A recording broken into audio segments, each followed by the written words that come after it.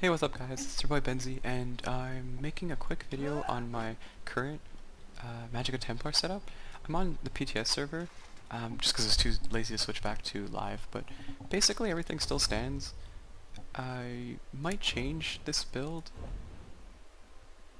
when PTS hits, but generally speaking, this is what I'm currently using. I enjoy it. I have variations, but essentially I'm going to teach you guys tier builds, and I'm going to explain this build. So I think before we get into it, let's just explain tier builds. Tier 1, there's three types of builds: tier 1 build, tier 2 build, and tier 3 build. So tier 1 build, generally implies that your armor sets and bonuses are going to be optimized towards min-maxing.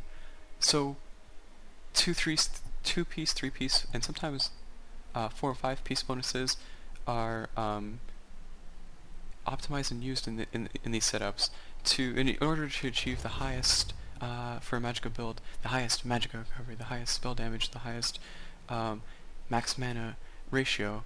A tier 2 build, so tier 1 essentially is a build with a Magicka build or stamina build with the best stats possible. There's very few gear sets that can be substituted. It's kind of like not necessarily a meta setup, but it's like a setup of very specific gears that you can run to achieve the best stats possible. A tier 2 build would be something like 5 Kaggernox armor pieces and 2 Engine Guardian. I'm sacrificing, potentially a 2, 3, whatever. I'm sacrificing 2 armor pieces and maybe my weapons. So technically a 4 set bonus I'm sacrificing for, Engine Guardian, which gives me, 1 piece health recovery, which isn't great at all, but the passive 10% chance to spawn an engine and return like 13k resources is something that considers this a 5 kegs and 2 Engine Guardian setup, a tier 2 build, a build that requires a situational use or a non-permanent use. So maybe if I had Alchemist and let's say 4-piece Magnus head, shoulders, and weapons, that would also be a tier 2 build. And then, so generally speaking, I'm going to have less spell damage, less Magicka recovery. Where are my stats? Let's go over here. I'm going to have less spell damage, less Magicka recovery, and I doubt I'll have less max Magicka than a tier 1 build. So in a 1v1 sense, they would have the advantage in blowing me up. They would have the advantage in out-sustaining me. The advantage obviously is like, it's not, you can't define tier 1 builds better than tier 2 builds by any means, but generally speaking they have higher stats, so technically they would have higher damage and better sustain. But we all know Engine Guardian's OP when it procs Magicka or Stamina or something like that, so tier 1 would be sets completely devoted to max stats. Tier 2 is like if you want to throw in an Engine Guardian in there, or maybe an Alchemist, which is, to be honest, I consider Alchemist and Vicious Death a tier 3 setup for a build. So looking at a tier 3 build, which is what I'm going to show you today, my Magicka Templar is currently tier 3. Tier 3 builds are like tier 2 builds where they use actives, such as Engine Guardian or Fasala, which is what I use. They use actives in their build to achieve what they want to do, whether you want to tank, whether you want to heal, DPS, whatever. So Ganker would probably run Alchemist and other sets like Kina and Blitzpawn or whatever, depending on their stamina, if they're stamina or Magicka, to get the max stats possible in order to blow people up. Fortunately, Alchemist only lasts like 15 seconds or something like that. So what do you do for the 30 seconds? You have crappy stats that a tier 1 build, if a tier 1 build survives the initial burst, he'll whoop your ass, just because he has superior stats, and equally skilled players with different stats, you can kind of determine who has the advantage, right? So this probably sounds like a lot, but all you need to keep in mind is the more actives you put into your build, the less reliable you are in situations, in multiple situations. So I'm running Engine Guardian because I've mentioned this before in my other build video. I'm not going to go too much into depth while I'm running things, but Engine Guardian, I love repenting robots, dead people. It gives me stamina, lets me tank. I'm squishy, without it. I'm squishy without the recovery. We still have the 5 kegs. I'm going to be switching this out and playing with other things. But basically, this is the best min-max setup for Magicka build if you do not value critical rates. Otherwise, Julianus would probably be on par. I think Julianus is more PvE related. So 5 keg for the min-max, best min-max potential. 2 engine because I just find the utility insanely overpowered. Something I gain tankiness, something that spell damage recovery and max Magicka wouldn't give me. 5 Fasala, so I got this Fasala sword and shield. Sorry, mace and shield. Traits are pretty random. I got defending on the maul and Mundos on the shield. Too bad I didn't get impenetrable. And then duels Fasala swords, because really on a Magicka build you don't want to run anything other than swords. Daggers give you weapon crit and mauls, armor penetration, blah blah blah, and axes bleeding. You know the drill. So I have the Fasala swords, the Fasala jewelry, and basically what I do with this set is I try pulling as many people onto me, preferably melees. I gain line of sight so that I don't get dunked on by 10 sorks and I can just focus on who's on top of me, and I abuse the Fasala debuff.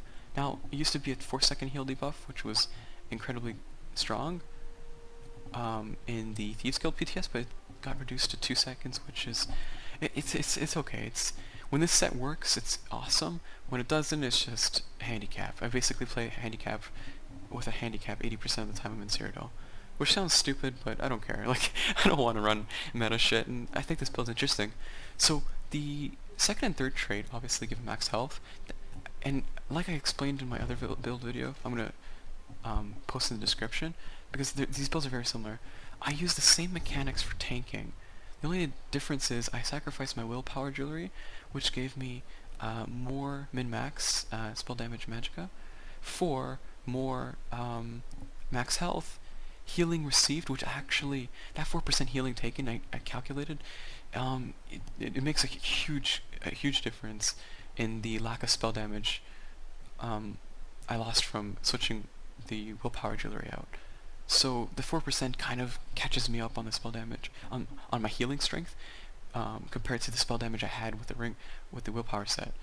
So that I get 2,054 health, and yeah, 2,054 health, 4% healing increased, and 50% healing debuff to enemies, which is really nice if you're getting zerged, because you can, in a lot of situations, I find myself able to just put my channel focus down, put my purifying ritual down, I'm getting heals over time, I'm getting physical and spell resistances, and I can just like out-jab like sometimes 2, 3, 4, like 8 people, depending on their build and their DPS and their skill level, but basically I just out DPS them. They don't realize they're heal debuffed.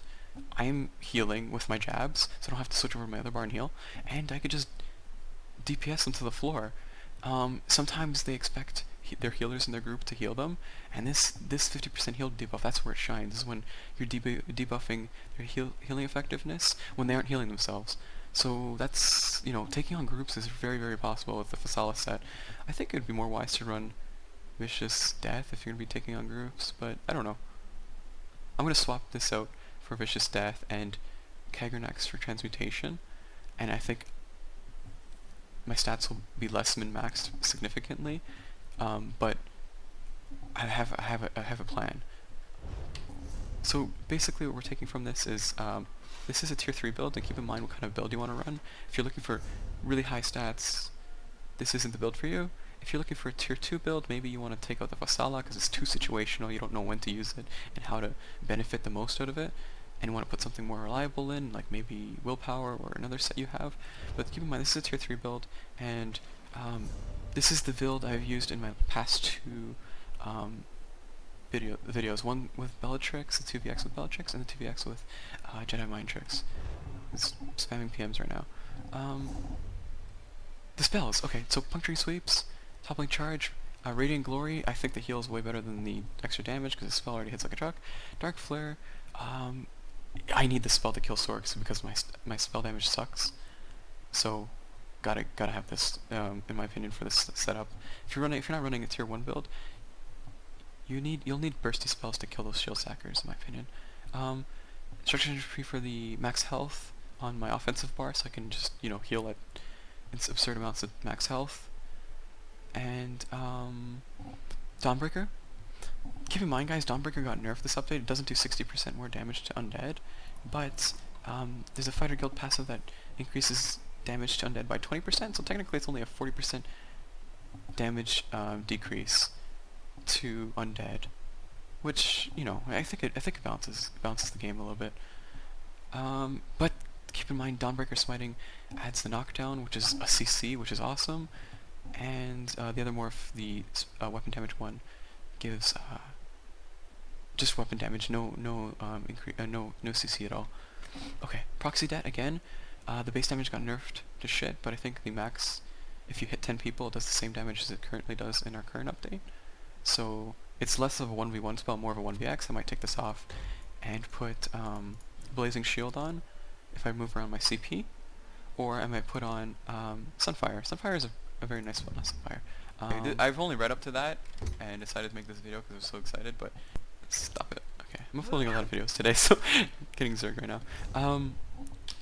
What was I saying? So Vampire's Bane's the one I would get for a 1v1. The dot lasts forever, lasts 12 seconds, which is a really long snare, and the damage is pretty good. So it's over 1,000 damage per second.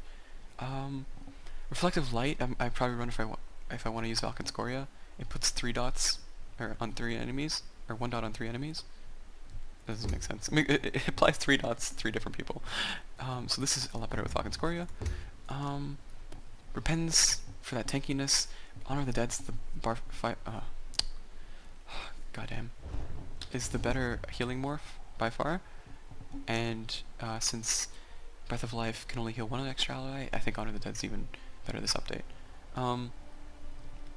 Channel Focus for the Magicka recovery, because I do lack max stats. I do need that Magicka recovery, and it gives you the spell resistance and physical resistance you need to tank. It costs nothing to cast, and it gives a crazy amount of magic recovery. I strongly recommend this too. Devouring Swarm for like those oh shit moments where my jabs aren't healing enough against multiple enemies. I just pop bats, and the less time I spend tanking, the better off I am, because this is a DPS oriented setup, and I'm relying on damage mitigations and sword and shield to keep me up. My stamina pool isn't very large, and I could potentially, if I don't manage my stamina, I can get dropped really quickly.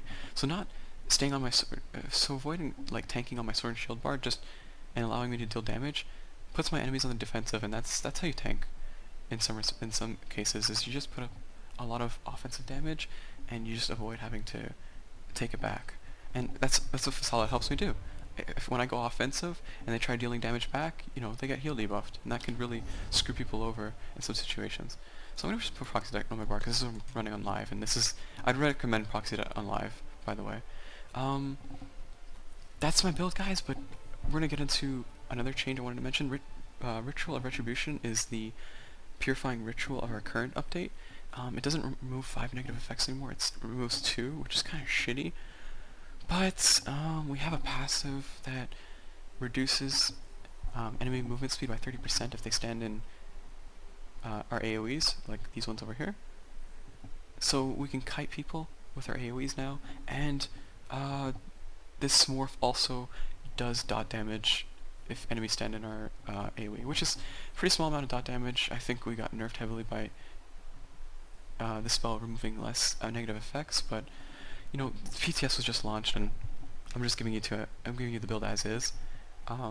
This setup right now is pretty strong in our current update. And I had a couple people ask me what I was running, so this is just to those people who are curious. So nothing changes. This would be Purifying Ritual, but it got a name change to Ritual of Retribution, so keep that in mind. I think pots are a large part of this build. I don't even know where my tab is. Okay. I run tripods sometimes. Mostly I use major expedition potions for that 30% movement speed for 40 seconds. It makes me less of a target. I mean, I can run away with this pot, and it gives invincibility for 13 seconds and stamina for extra blocking. So this is a really good potion just to use in combat. You being able to bounce around the battlefield is really helpful, especially if you're trying to grab somebody who's running away, or if you're trying to get away, if you're trying to make it to line of sight. It's just, movement speed pots are strongly recommended. Movable pots are decent. Tripods are really good too, because I lack recovery on this build, and stamina will help me tank longer. So quickly through the CP, we got 10 into blocking just to get some of that extra stamina, save that extra stamina. We got 20 into resistance. Not sure why I don't have more. I guess that makes sense. I have 20 into resistance. I'd recommend like 70 if you don't want block expertise or quick recovery. And then I got 60 into elemental defender, 60 into hardy. Again, 60 or 70 into here, into these two if you really want to. I don't recommend going past 70. Kind of diminishing returns kind of screws you over when there's so many other good defensive passives. So we had 10, 28, 60, 60. We don't really benefit from Unchanged, by the way, as Magicka classes. 9 into quick recovery just for that 4%, almost 4% increased healing. 21 into Magician. Probably should take 10 out of that. Magician's not really good past 11-ish, or 15, 11 to 15. 10 into Mooncalf. I would probably run a lot more into Mooncalf if I was running two-hander. Maybe to take some out of Arcanist and put it into Mooncalf. Because in my other build, two-hander allows me to get crazy amounts of stamina recovery, which amounted to a crazy amount of tankiness. I have 20 into Tumbling. Tumbling doesn't really scale well. It's like 0.2 or less. So that really sucks, but I have some into Elusive. I think the 8% Fear, Snare, Stun, and Disorient reduction is useful, not all the time, but in some situations where you go to stam and you get hit by something that will screw you over. This is more of a 1vx passive, and it's not OP or anything. I just think 20 into here would be a lot more wise than an extra 20 into Tumbling. In a math sense, the extra benefit from 20 into here isn't worth being saved when you're out of stam and you got a couple people beating on you, finishing you off kind of thing. So I think Elusive is pretty nice, but it's your choice if you want to put Elusive into other recoveries. I'm kind of solid on my passives here in terms of what I picked. Not solid. I'm firm on what I picked here. I have 25 into Blessed, 25 into Elfborn, 75 into Elemental Expert, and 36 into Thaumaturge. Basically, all of our spells are dots as Templars, except for Toppling Charge. And Thaumaturge will greatly increase your damage. Elemental Expert, obviously, because we're a Magicka build. And I think that's about it. Other than that, guys, if you're curious, I'm running Atronach, Stage 4 Vampirism, and Max Purple Food. Other than that, my buff spell damage is like 2700. My recovery is pretty garbo, but Channel Focus helps out with that. And my max health is 30k, my Sword Shield 2k on my dual wield with Emperorship. I think we have Emp on this campaign. So thanks for watching, guys. I hope you enjoy, and I'll see you around, guys, and I'll catch you in the next one.